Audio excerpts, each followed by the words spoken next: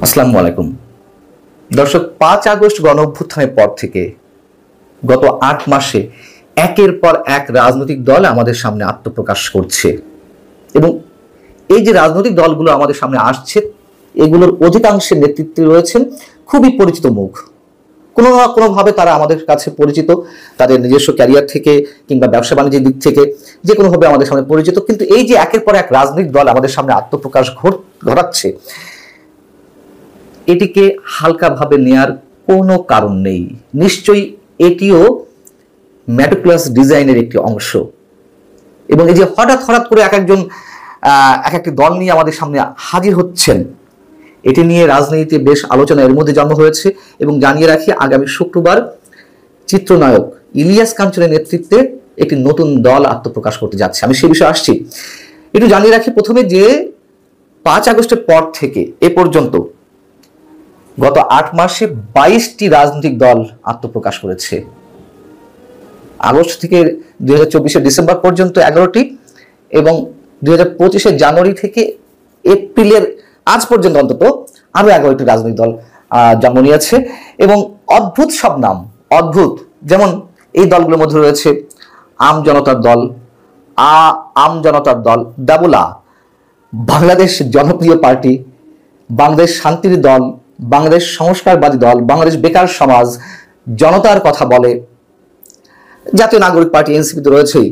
এরকম 22টি রাজনৈতিক দল আত্মপ্রকাশ করেছে এবং সবারই ওই গণভিত্তিক রাজনৈতিক দলের দাবিদার হয়ে তারা আসছে এবং তারা মানুষের ভাগ্যে পরিবর্তন ঘটাতে চায়, বাংলাদেশের রোল মডেল উন্নয়ন করতে চায়, এরকম সব স্লোগান নিয়ে আমাদের সামনে আসছে। এখন শুক্রবার যে রাজনৈতিক দলটি আসছে তার নাম এখনো প্রকাশ করা হয়নি।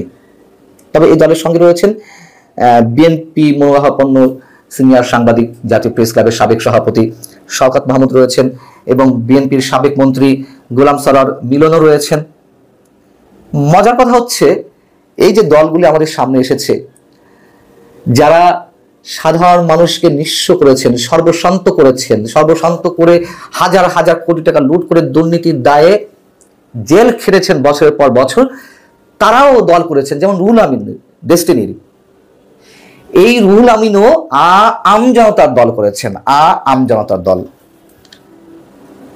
সেদিন একটি টেলিভিশন চ্যানেলে দেখছিলাম যে তার সাক্ষাৎকার, কেন তিনি রাজনৈতিক দল গঠন করলেন। তিনি বুঝি হোক না বুঝি হোক ভালো কথা বলেছেন।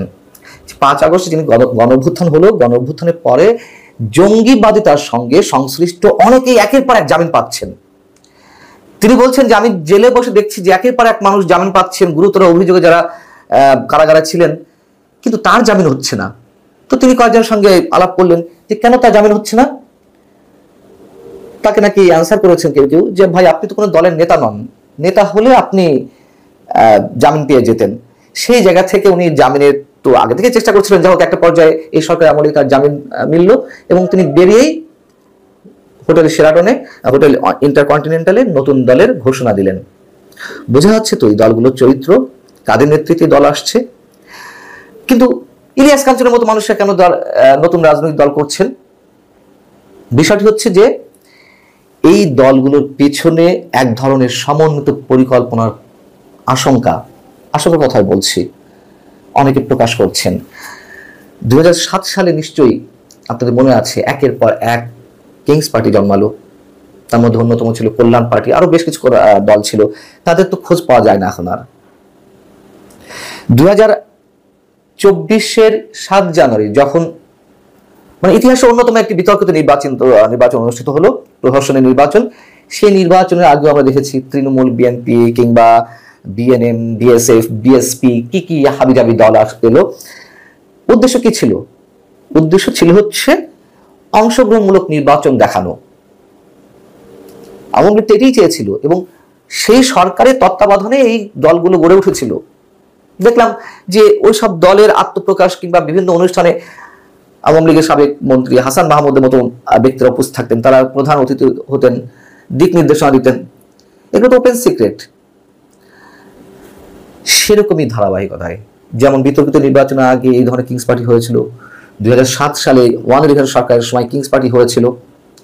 এবং এই যে একটি সরকার, বর্তমান অন্তর্বর্তীকালীন সরকার, একটা সময় পর্যন্ত এই সরকারের বৈধতা ছিল আমি মনে করি, কিন্তু পরবর্তীতে যা করছে তা ধীরে ধীরে তারা তাদের বৈধতা হারাচ্ছে। এবং আগামী যে নির্বাচনটি হবে